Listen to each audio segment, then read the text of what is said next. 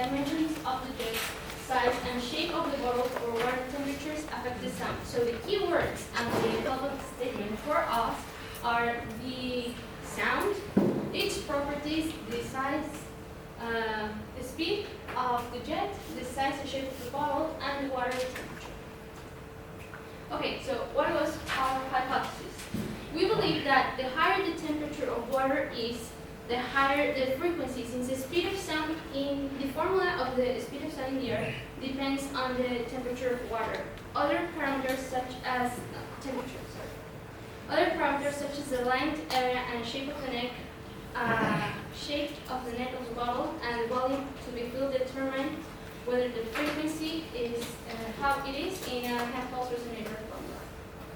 Okay, so this is what we'll be presenting for some theory of the sound, a model that we use, the experiments we realized, all the results, our comparison between our model and the results we got, and our conclusions and reports.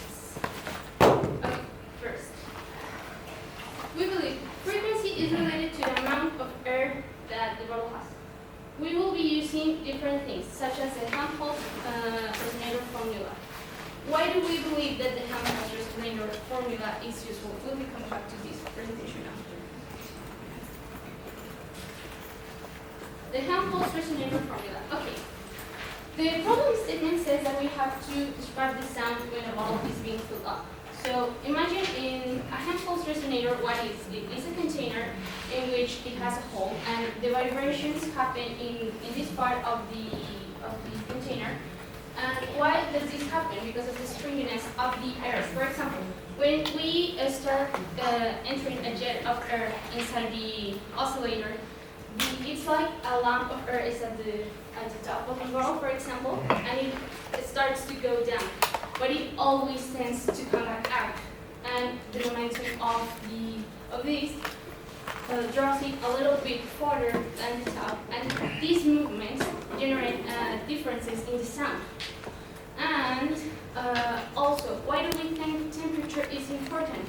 With this pressure, with these increases in pressure, the temperature rises. So that's one of the main reasons why temperature is important in this problem. The formula for this is, first one, we have to say the formula of the speed of sound in the air, and the second formula is the one we use for the hand-pulse resonator. We also consider the Reynolds number. The Reynolds number is an important parameter for this problem because it's used to determine the global behavior of a jet, if it's turbulent or laminar. And also the Weber number. The Weber number, the formula we use is this one, and the data also, we can show the data that we have here, such as the speed of the jet, will be shown after this.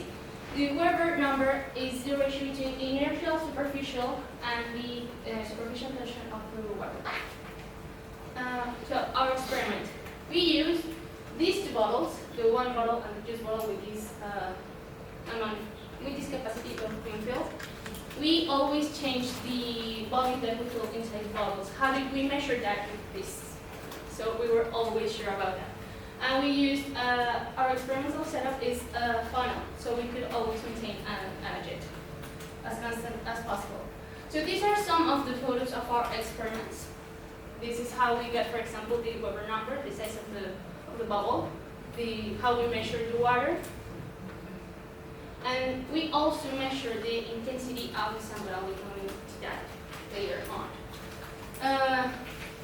One of the main things that we measure with the experiment, with the hand-pulse resonator formula, we got the frequency for a certain amount of volumes that we'll be showing in some graphics. But we also compared them with a spectrum analyzer that we used, so we were sure that our frequencies obtained were actually true values. But another thing that is important is the intensity of the sound. And how did we try to experiment with that? With the difference of height from where the jet arrived to the bottle. The difference we use is of 1.10 meters, and we can see that the intensity of the sound does change when the frequency doesn't change in certain points. So the experimental results. First, Well, we measured all the Reynolds numbers. These are the volumes that we checked in each bottle, and in every case we got a turbulent flow. This is in the wine bottle.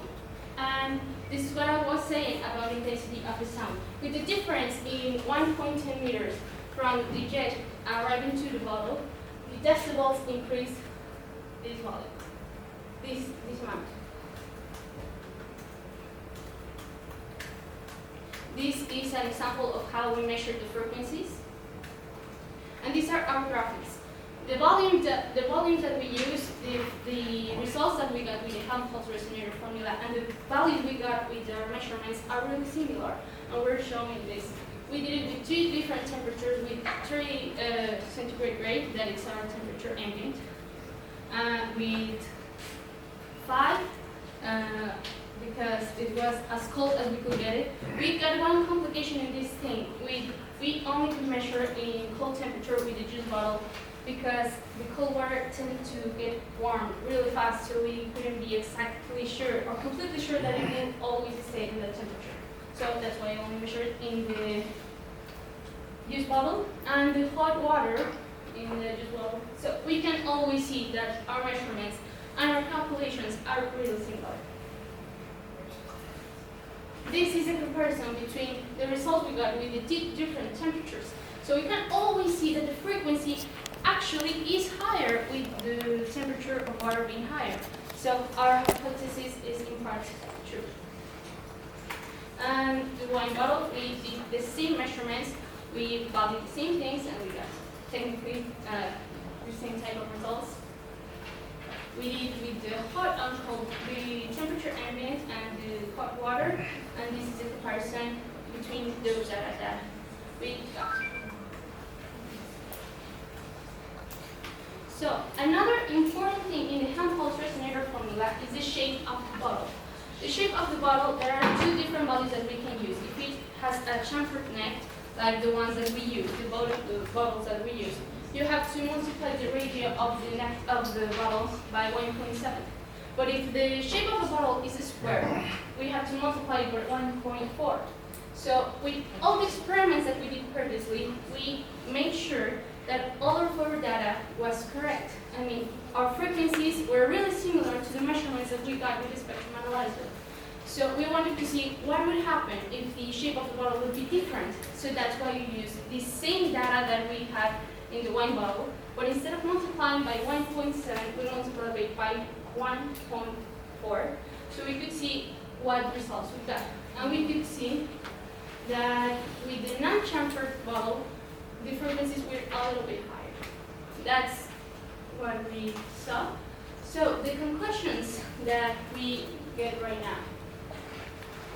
Let's get the... Okay, what does the problem say? Whenever a water jet enters a bottle, sound may be produced, and as the bottle is filled up, the properties of the sound may change. We have to investigate how relevant parameters of the system, such as the speed, the masses of the jet, size, shape of the bottle, or water temperature. Okay, sound. The different properties of the sound that we actually measured was the frequency, the intensity of the sound that we were sure with our experiments that the intensity does change with the change in the height from which we release the water and it gets to the bottle. And this is highly related to the velocity of the jet. So the velocity, the speed of the jet actually changes some measurements from the characteristics of the sound. The size and shape of the bottle, we used 2 different bottles with different sizes. And even if we didn't actually use a bottle with a non-chamfered neck, we measured how the data would get if we got a non-chamfered neck, and we saw that the frequencies were a little bit higher. And the water temperature, we used 3 different temperatures to make all of our experiments and our measurements. So we could actually see that our hypothesis of the frequency being higher with higher temperatures would be actually right. It would be working, and we got all of these results with our graphics and with our spectrum analyzer and with our data from the formula of the Helmholtz resonator. And thank you very much. These are our references. Okay.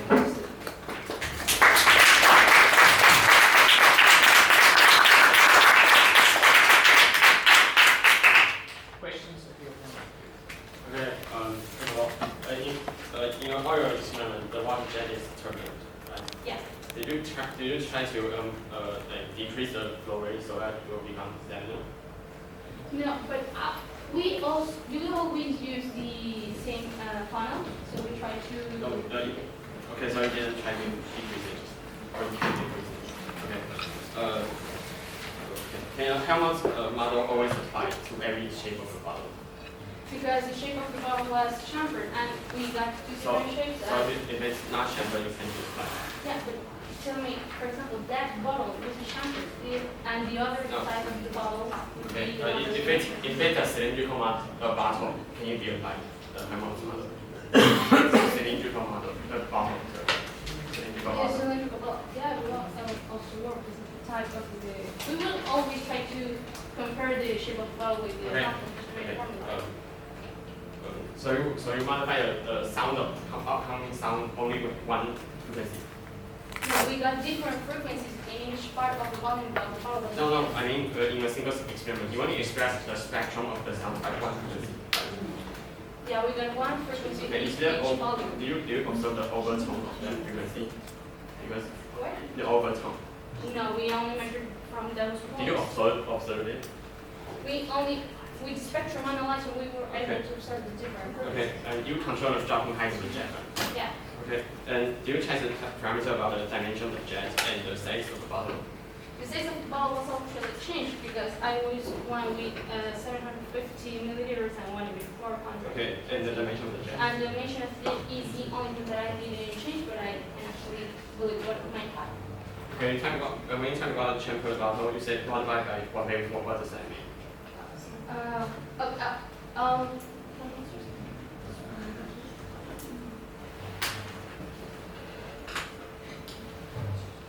sorry, but your time is up.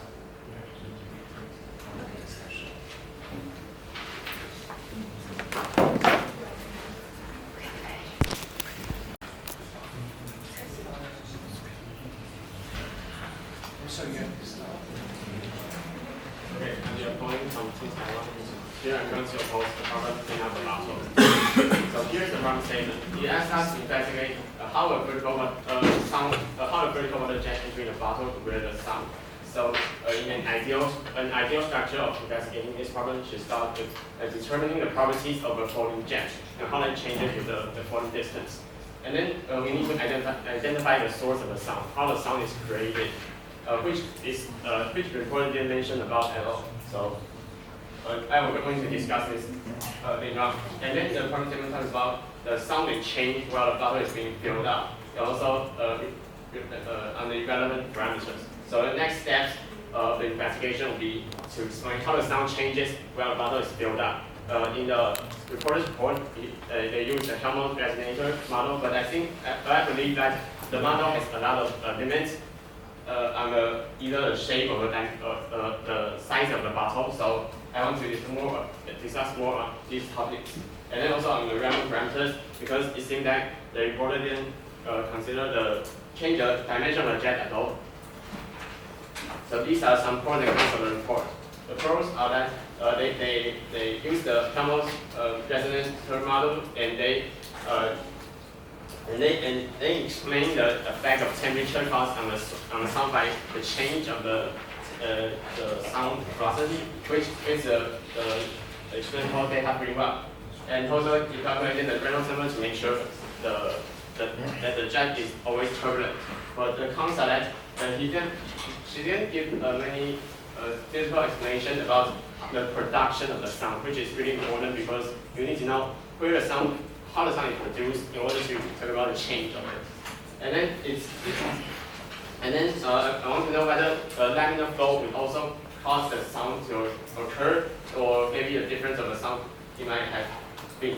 And she didn't verify the assumption of Helmholtz resonator model, as I just said, and she didn't seem to investigate the intensity of the sound, not even qualitatively, which I want to discuss more. And she only modeled the sound, a whole spectrogram with one frequency, which I'm really curious about because there are much more to investigate on the spectrogram. So overall, I think the report only partly fulfilled this task. So these are some points I'm going to discuss with the reporter. First is the importance of bottle, since the reporter focuses mainly on the bottle, the thermodynamic nature. I want to know whether there's a difference between when you put water jet into a bottle and not into a bottle. What's the difference of the sound outcome, the difference of the outcome sound, and the limits of a Helmholtz model, and as I said, the overtones that I have produced. And then about the other parameters that the reporter have missed, mainly the breakout of the jet, since I think that the jet falling down would finally break up due to the very instability, and that is a possibility that also creates sound, and it's not discussed.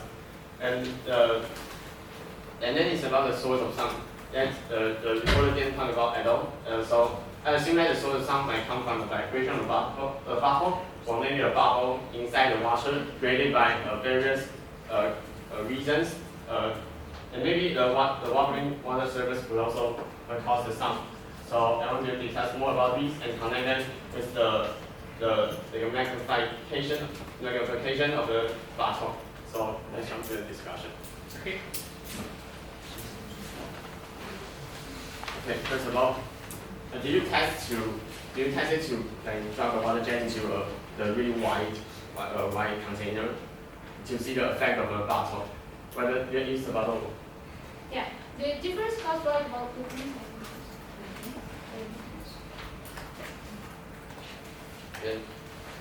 Wait a second. For example, in this one, with the resonator formula, one of those values is the ratio of the neck. So Okay. it actually matters. Can you tell me that what would the sound be like if there's no bottle? If it dropped into, for example, a big pump, what would the difference be? The problem statement says in the bottle. No, I want to know the yeah. importance of the bottle. The importance of the bottle is that the sound is increased by the same bottle, and the Helmholtz resonator explains it. For example, with the jet, with the jet of the, for example, usually Helmholtz resonators are with a gas, for example, air. In this case, we use water. And what this happens is that the air inside the bottle gets pressure down, and then it comes out. That's how the sound changes. Okay, thank you. But my question is about like for example, if we drop a water jet in a big pump, that is like similar to the bottle with a really big radius, then there should be like then the sound outcome sound will be different. Like if we drop into the really thin tube, right? Okay, if we release from a really thin tube into a really big radius, this sound will be minimal because it's like a little bit of water into a really big. I disagree because if a jet drops sound into the pump, it will also be a sound. But the frequency will of course be different. I know. Yes. I'm not saying that any sound will be generated. I mean, sound will be generated, but it's little in comparison to what the sound we can hear in a bottle. And please keep in mind that the problem statement says in a bottle, so we don't actually have to compare it with Okay, other my point is that things. it is important to know about the origin of the sound, and then you can talk about the change of the sound. Okay. Okay, so for example, I believe that this case will still produce a lot of sound because you can imagine a waterfall. It's a water jumping into a big pond, but it still creates a lot of sound. Yeah, but that Right. isn't a little bit of water. That is a really big amount of water, and that's what I'm saying. If you release a little bit amount of water Okay, into a really okay. big space, the sound generated is little. Okay, when but- it's a really big one, it's okay. technically the same results as with the bottle. Okay, That's but the point I want to express is the It's sound, the origin of the sound, right? So how do you think that sound is originally created? Because I think that the bottle, the role the bottle plays here is only to magnify some part of the sound because it's a resonator, right? The resonator resonates at a certain frequency. That's the frequency to test it. But there has to be some vibration sound in the bottle in order for it to resonate. Yeah. So where does this vibration come from? The vibration would be in the, I mean, for example, in this, it would be a sound of natural, because in here there is no resonator. I mean, Okay, I believe that when the water gets dropped into the water down there, you'll create some bubbles.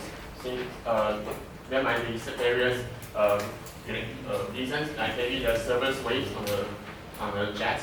So some bubbles will be created, and that bubble will oscillate. yeah, and Right. the type of the jet, for example, it has to be turbulent in order for the sound to be big and whoever number, for example, I is disagree, raised. but okay. For example, with a turbulent flow, we could get a higher amount of bubbles inside where the water is released, and then with a higher number of Reynolds, the bubbles would be like, Yeah, so you agree that the bubbles occurs, and that's the reason for sound. yeah. they Okay. are, Okay, so I think that you say that only turbulence can create the sound, but I disagree because maybe the jet can also break up in the end, so become a droplet. Yeah, And that droplet will also create some sound. yeah. And those are two different mechanisms. That I mean, I think you should everything, if you release anything inside of water or you drop something, the sound is different. Of course, because What changes of that sound are the properties. What changes is in things, for example, are really no, I mean, but the oscillation, the frequency is related to the size of the bubble is created, right? Yes. So I believe that if the size of the bubble, then you can calculate calculate the vibration frequency of the bubble because you can model like So can you repeat that again slowly? you can calculate the vibrational velocity Okay. of the bubble of a radius r, for example, Okay. because you can calculate the your potential energy you needed to contract the bubble, and then calculate the kinetic energy of the oscillating water, and Yeah. those two should be the same. So in these ways, you can predict the frequency of a certain size of bubble, and then these can lead back to the resonating properties you say. Yeah, I mean, there are many ways to reach the same thing. Okay. Okay, let's talk about the limits of the Helmholtz model. So I believe that if the neck is too thick, that you can use the Helmholtz model. Now, the Helmholtz model, for example, the chamfer neck will be like this one.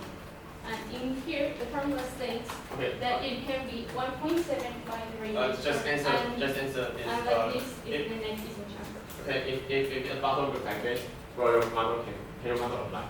Yeah, what would happen in there is that it wouldn't have the shape.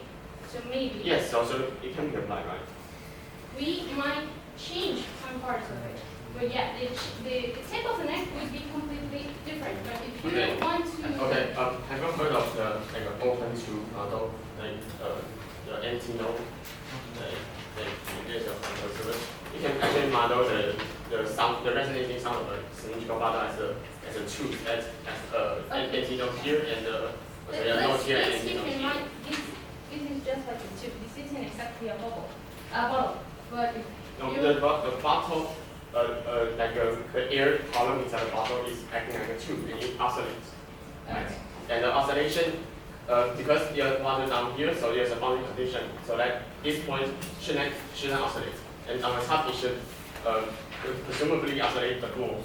So there should be anti-node here and nodes here. So you can calculate that the sound wave can also behave something like this. Okay. And you can calculate the wavelength related to the length of the bottle. You can calculate the frequencies. And you'll get a series of overtones. Yeah, I get you get those two overtones, and you can also get them with the spectrum analyzer. Okay.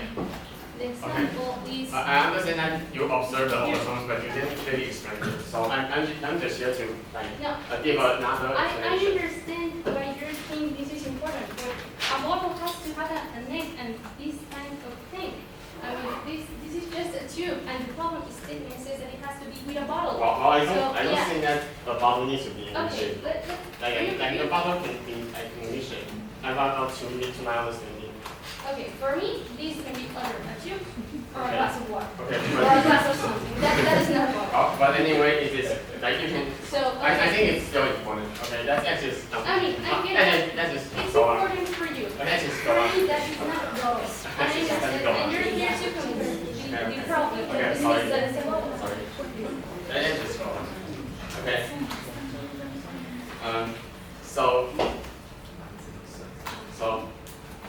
So mainly the bubbles create the sound, right? Your ring.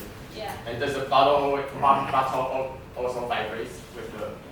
Yeah, it's the bottle, the Yes, and did you implies observe- a vibration. Did you observe the vibration of the bottle? I mean the bottle, not the air, the bottle. No, because I am trying to measure the sound generated by the water. Well, believe that the bottle also would vibrate. Like if you start with the empty bottle and you drop water in it. Yeah, I mean when you use a simple bottle and you blow air on it, it also. No, I mean the vibration of the bottle itself, not the air current. The bottle itself. I believe that the bottle will also vibrate and will create a very different kind of sound. Very different from these created by bubbles. Yeah, and the sound it generates is explained with the formula that I. No, you only explain the compounds. Okay, this is just another aspect of this problem. Okay.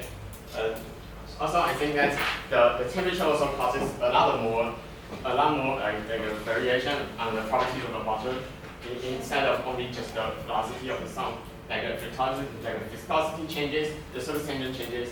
So there are a lot more to consider other than just the speed of sound. Yeah, and I'm relating the temperature of the water with the frequency. I know, but the properties of water changes a lot, not just the speed of sound. So I don't think it is adequate. It might be a nice model, but it's not for it. Okay, thank you. Okay. So. Time for discussions. So 1 minute to summarize.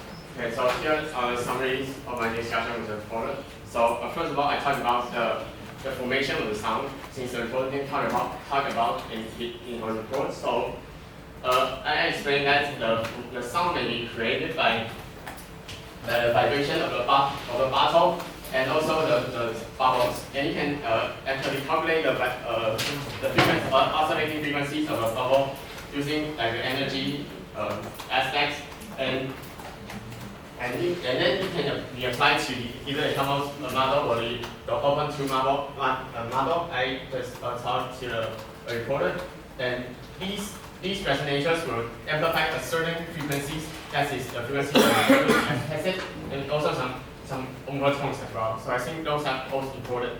So about the temperature of the bottle, I think the temperature creates a lot more changes in the properties other than just the velocity of the sound. So the reporter can consider in those about the viscosity and surface tension. Thank you. Questions of the So hello, I have a few questions for both of you. Okay. First about your model, you suggested Helmholtz model, is that true? Okay. And in the resonance, do you think that it is important to measure the temperature of air layer? The temperature of what? Did you measure the temperature of the air layer inside the bubble and the... No, we didn't measure the temperature. But don't you think that in order for the resonance to happen, isn't the temperature of the air also important? Yeah, it might be important, but it's more relevant to temperature of the water Okay, because but it's you did not. spreading up the bubble. Yes, thank you. And so do you think, depending on the water temperature, the effect and the result would be different? The sound here will be different? Is that what you're Yeah, saying? when we all the experiments that we did, and talking about experience, when we try to do different temperatures, the sound usually like it was a little bit. Okay.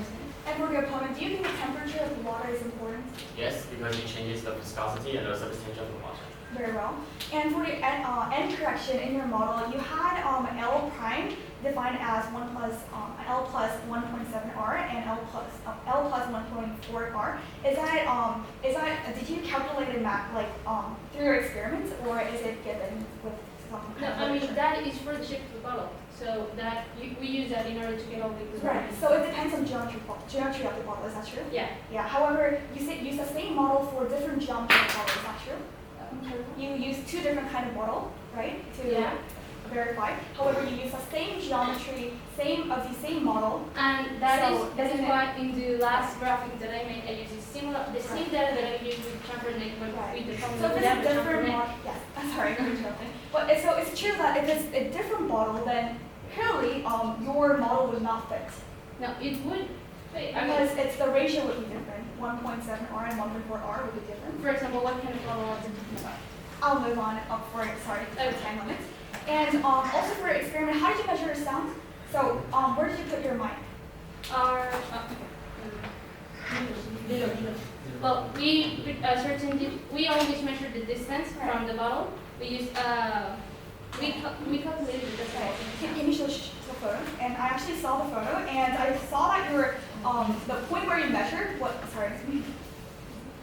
So the point where you measured was much above the bottle. So I was wondering maybe I the have to say whiteness. something about that. Okay.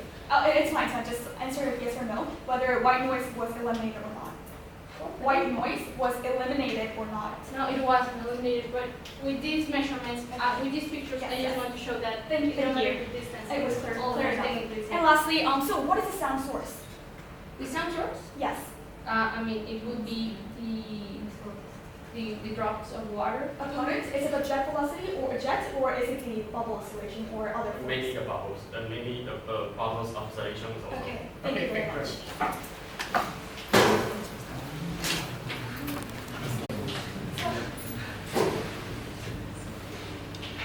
Okay, hello, my name is Ms. Kim from Team Korea, and I'm your reporter for number 5 problem filling up a bottle.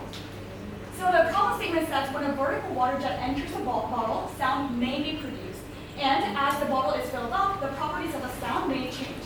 Investigate how the relevant parameters of the system, such as speed, dimension of the jet, size, shape of the bottle, water temperature, affect the sound. So these are the parameters. Report overview. The hypothesis was well given, and their main model was harmless resonance. There had a theoretical approach that when T is high, the frequency will be high, and then by the Harrow resonator, the bottle, which is a bottle resonance, the sound may be amplified. And for the experimental approach, they have 2 types of bottle, which is wine and juice bottle, which we kind of figured was lacking, and they had a measure of frequency and amplitude. And they talked about how the turbulent flow and the constant flow was proven through experiments, and they also talked about how much resonant frequency that was filtered, and that frequency rises when the temperature rises. For the strength and weaknesses, they had a very strong hypothesis made before analysis, so that was clear enough. And however, they analysis the frequency of the sound, and they examined both the case of the chambered and non-chambered bottles. Well, for the weak points, there were quite a lot. They had a lack of explanation about the sound's intensity, because to define the intensity, we must actually know where the sound comes from. And also, they had no clear mention of how to control the flow rate, even though they did talk about the constant rate. Using the funnel itself does not really clearly make the flow rate to be controlled. And also, turbulent is not important in this problem, but she actually focused this too much, and their end corrections was not perfectly analysis as I asked in the question time. And for the report summary, they had a pros and cons indicated well enough, and they had discussion points talking about importance of the bubble, sound sources, definition of bottle, and how the bottle vibration itself generates the sound, or whether it is important to use the bottle itself, and they talked about the temperature. For the strength and weaknesses, for the strong points, they discussed the laminar flow condition, mentioning importance of the sound source, which we totally agree, and clearly explained the mechanism of sound. For the weak points, we had a lack of discussion about the experimental setups and results, because we believe that the sound measurement was lacking of explanation. And also, bottle oscillation is not a dominant cause of the problem, so that was a bit lacking. For the discussion overview, the first one, difference caused by the bottle. Well, they had a discussion whether bottle itself is important, because it is in this problem statement to use the bottle itself. Well, for this, the reporter said that sound will be generated, technically same result with the bottle. And for a commentary, we actually agree with the opponent, because as the bottle geometry differs, the length of the air column above the water surface per unit time will clearly be different. And the second point, bubble oscillation as a sound source. Well, the opponent said the bubble's individual oscillation can be a sound source, and reporters that didn't really mention where the sound source was. But we personally agree with the opponent, because due to initial perturbation after bubbles formation, each bubbles can oscillate and make a resonance, but they're not the only possible sources. So drop, impact, bubble, pop. So these kind of parameters should have been investigated. The third point, they talk about the shape of the bottle. They talk about cylindrical bottle, that it can be applicable for homeless resonance, and reports it applicable. We agree with the opponent, since there are cases where bottle doesn't have a neck, and for these bottles, standing wave resonance is close to habits. But for this, we still believe that the problem statement says bottle, so it's not that important point. And for the fourth, they talked about a temperature change, talking about surface tension, and so we personally agree with the opponent, because surface tension viscosity is important, and the surface tension determines the size of each bottle. However, change of the surface tension and viscosity due to temperature change will be minimal. But the most important point is that they did not mention about the sound source, because the problem states sound may be produced. So when the distance between jet bottle and water decreases, it will be changed. Thank you very much.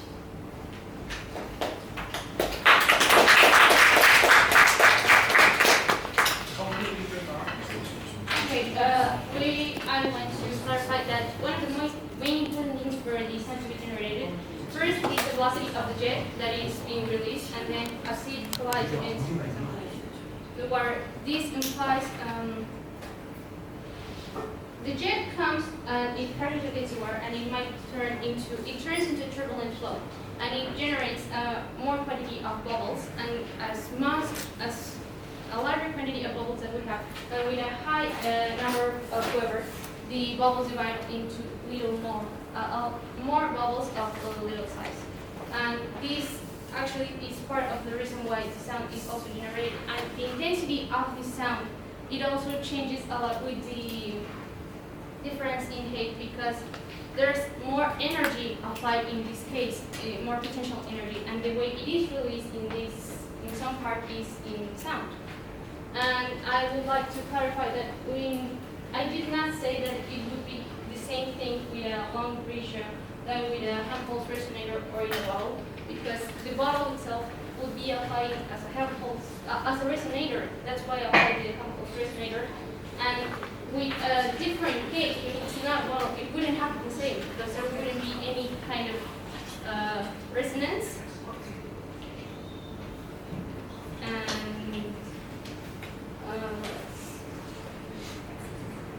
And yeah, I get that there are different types of bottles. So we could mostly try to categorize the bottles into a chamfer neck and a non-chamfer neck. So in most cases, the hand pulse resonator will actually work. I'm not saying that always, but in most cases, and with the bottles that we use for experimentation, it actually worked.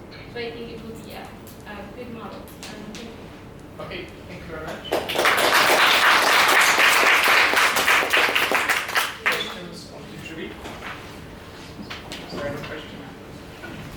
Yeah. To the opponent, you mentioned viscosity and generations of bubbles several times. How are bubbles generated as that hits the water? I think there are several possible mechanisms. Like one of them might be some surface waves on the jet. Maybe the jet has already broken up when it touches the surface of the water. So the droplets might also create some bubbles. Like they will create some cavity and then become a bubble. Thank you. Any questions? Yeah, to the report, just go to your slides where you have mentioned about the intensity of the sound. Yeah. Yeah, you mentioned two different intensity. Can you give me the reason why there was two different intensities? Yeah. The different intensities of sound was because of the difference in height. I mean, one of the experiments we made, for example, with the bottle here and the funnel here, and the other was with the funnel in here and the bottle with a difference of 1.10 meters. And that's the explanation of why the intensity of the sound is different, and it's what I just did in my office. Okay, good question. What do you think is the origin of the overtone? What do you think? What is the origin of the overtone? The overtone. I mean, every sound has the overtone. The frequency has What is the origin? the origin. Can you calculate it somehow out of your complex resonance? The overtone Yes. complex. I don't think we can measure. Okay, thank you. To the opponent, what do you think? What is the origin of the Well, overtone? as I said, like if you picture a cylindrical tube, then I can explain it in this way. And if it's In way of static waves, or what is this static wave or? yes, what is anyways. And, okay, what do you think? If there's a fundamental frequency, then there will be overtones. So to calculate, we can have a spectrogram. Yes, but like, what is the physical origin of the overtone? Like, which effect? Yes, you can answer. So depending on the geometry of the bottle, so there are some bottles that we can actually apply the Helmholtz resonance. However, there are some bottles where the Helmholtz resonance cannot be applied, and we can actually apply the standing wave resonance that the opponent has said. So when we join the standing wave, we can actually split the overtones. Okay, thank you. Any questions? Okay, so maybe the question the opponent asked in the beginning is water without the bottle and is dripping. What kind of spectrum do you all expect to get? What can we expect from the what? What kind of spectrum? The spectrum. The sound spectrum, yeah. It may be very soft, but We would get. I think we would get one frequency and maybe a little amount of overtone, but so that's there's it. one frequency. A little bit. And Well, I believe that it will create something like a white noise because, I guess in her model, since like so a lot of frequencies. yes, And white noise, so all of the frequencies. Right. Any questions? Okay, to clarify, the temperature you mentioned was the temperature of the water, right? Yeah. Okay, so could you please show us slide 8? There is formula for the speed of sound. So that's the formula for the speed of sound in the air or in the water? The speed Could of you sound. please show? It's Doesn't work. working. So that's why We showed it on the computer. Can I show you here? It's not working here. So the first formula, is it for the air or for the water? I use the formula. I use temperature of the water. But the formula, is it for the air or is it for Oh, the water? that the speed of sound is in the air, and I use the temperature, the ambient temperature of where I was, and it was 2 degrees Celsius. Okay, so one other question. Do you try to compare, well, quantitatively, the change of the frequency due to the change of the temperature? Not just like higher or lower, but really it should be according to this formula, the F should scale as the square root of the temperature change. So did you compare it or not? I have comparisons in my graphics. Yes, but quantitatively, not qualitatively. I made a calculation with different temperatures in the water. Okay.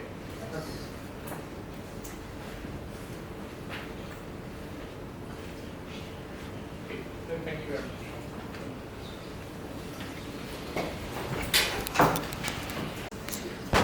So yeah, my main criticism is that you only considered the Helmholtz resonator as a source of sound, and I think it became clear that there are other sources of sound which you didn't discuss at all. And also in the discussion you made it very hard for the opponent to actually conduct a proper discussion because you asked to move on and you weren't willing to move on, which made it very hard to, I mean, I think they behaved very politely in that, but I realized it was very hard to do that. Yeah, I also think that in some places you simply use either wrong assumptions or wrong measurements, like here where you use the ambient air temperature, but then you claim that the water is hot and the water influences the temperature of the air in the water, but you didn't measure that because you used the temperature. That's plain wrong. Yeah, so overall, I have very consistently in the lower 20% marks everywhere, nothing special, nothing central. I agree with Diana, but unfortunately, maybe for me, I got also for the team of America in morning, and I felt that in some parts you were the same level, some parts were much better than by you. Unfortunately, I agree with Diana that you use the incorrect assumption about it should be about air, not about water.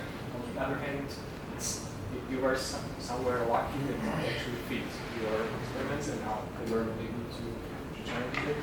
So I ended up with it for, but I agree with all the points there. Then for the opponential, we have the range of marks from 5 to 8. So maybe you could just.